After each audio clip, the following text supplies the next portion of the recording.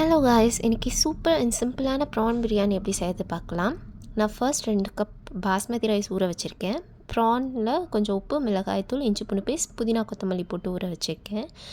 And ஒரு பாத்திரத்தில் எண்ணெய், வெங்காயம், ஒரு 4 வெங்காயம், பட்டை, கிராம்பு, ஏலக்காய், பச்சை மிளகாய் அண்ட் புதினா கொத்தமல்லி இதெல்லாம் நல்லா வதக்கிக்கலாம். வெங்காயம் லைட்டாக ப்ரௌன் ஆனதும் மற்ற இன்க்ரீடியன்ட்ஸ்லாம் போட்டு வதக்கிக்கணும்.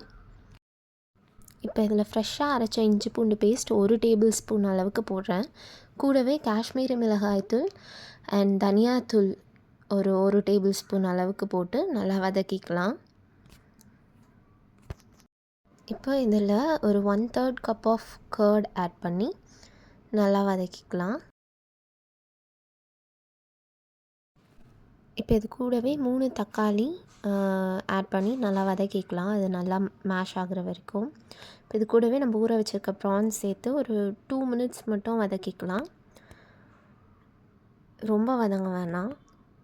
இதில் 1 கப் ரைஸ்க்கு 1.5 கப் தண்ணி அளவுக்கு 3 கப், இப்போ நான் 2 கப் ரைஸ்க்கு 3 கப் தண்ணி அண்ட் சால்ட் கொஞ்சம் ஆட் பண்ணி இதை நல்லா கொதிக்க விட்டுடலாம்.